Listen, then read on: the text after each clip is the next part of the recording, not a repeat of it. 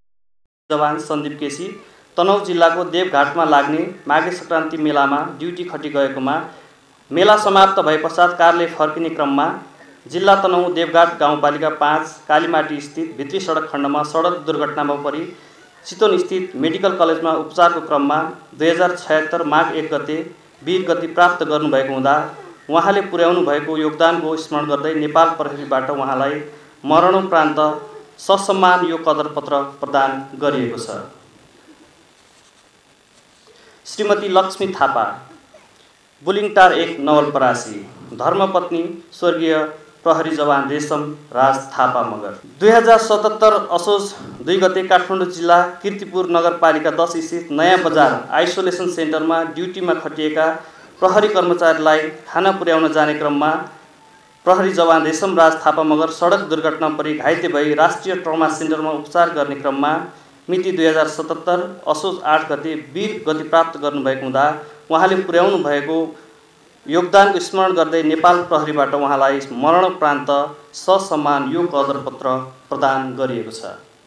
आजको यस विशेष समारोहका प्रमुख अतिथि गण्डकी प्रदेश सरकारका माननीय मुख्यमन्त्री पृथ्वी सुब्बा गुरुङज्यूमा उत्कृष्ट प्रहरी कर्मचारीहरूलाई कदरपत्रद्वारा सम्मान गरिदिनु हुन अनुरोध गर्दछु भने सम्मानित हुनुहुने निम्न प्रहरी कर्मचारीहरूमा कदरपत्र ग्रहण गरिदिनु हुन अनुरोध गर्दछु।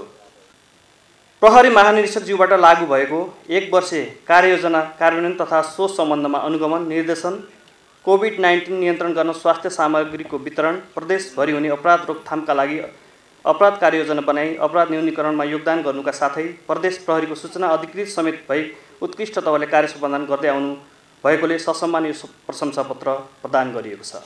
सर्वोत्कृष्ट जिल्ला प्रहरी उपरीक्षक अरुण पौडेल, जिल्ला प्रहरी कार्यालय तनहुँ। प्रहरी उपरीक्षकज्यूको अनुपस्थितिमा उहाँको प्रतिनिधिलाई आएर सम्मान ग्रहण गरिदिनु अनुरोध गर्दछु। प्रहरी उपरीक्षक जीवन कुमार श्रेष्ठ, जिल्ला प्रहरी कार्यालय कास्की।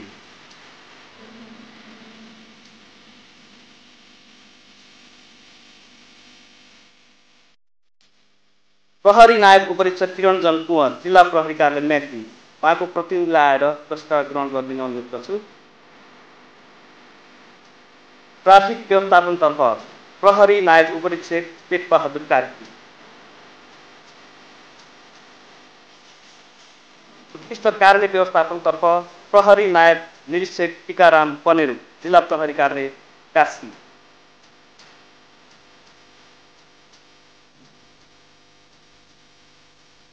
प्रहरी हवलदार श्यामकान्त श्रीवास्तव।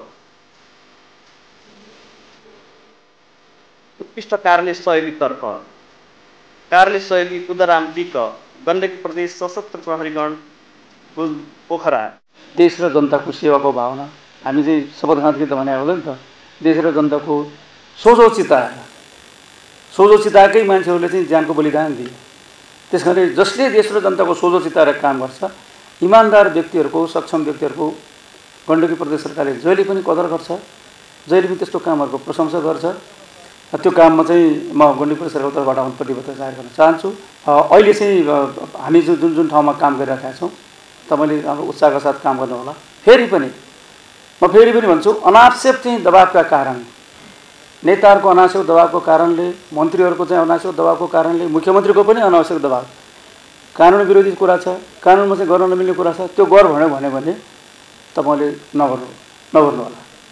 कानुन मुताबिक तत्काल चाहिँ जनतालाई दिनुपर्ने कुरामा कुनै कमी नगर्नु होला, कसैलाई पक्षपात नगर्नु होला, कसैलाई भेदभाव नगर्नु होला।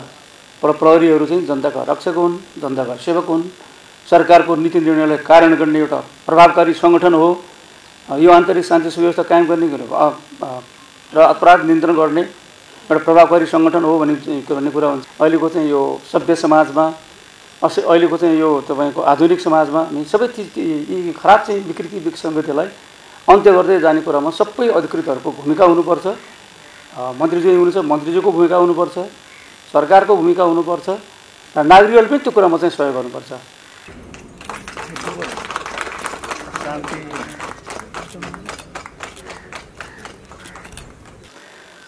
मुलुकमा शान्ति सुरक्षा एवं अपराध नियन्त्रण तथा अनुसन्धान गर्ने राज्यको एकमात्र संयन्त्रको रूपमा स्थापित नेपाल प्रहरीले नागरिकको जीवधन र अधिकारको रक्षा गर्ने आफ्नो मूलभूत दायित्वलाई आत्मसात गर्दै राष्ट्र सामु आइपरेका गम्भीर चुनौती एवं सङ्कटको घडीमा समेत अविचलित रही आफ्नो जिम्मेवारी कुशलतापूर्वक वहन गर्दै आजको यो महत्त्वपूर्ण दिनमा आफ्नो विधिवत स्थापनाको 65औं वर्ष पुरा गरेको छ।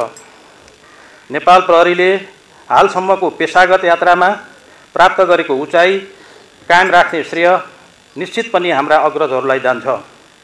हाम्रा अग्रजहरूको विगतको परिश्रम, कर्तव्यपरायणता, बलिदानी भावनाकै परिणामस्वरूप नेपाल प्रहरी आजको स्थितिसम्म आइपुगेको हो। अत हाम्रा आदरणीय अग्रजहरूको सङ्गठनप्रतिको असीमित माया, योगदान र मार्गनिर्देशनका लागि समेत म यस घडीमा आभार व्यक्त गर्न चाहन्छु।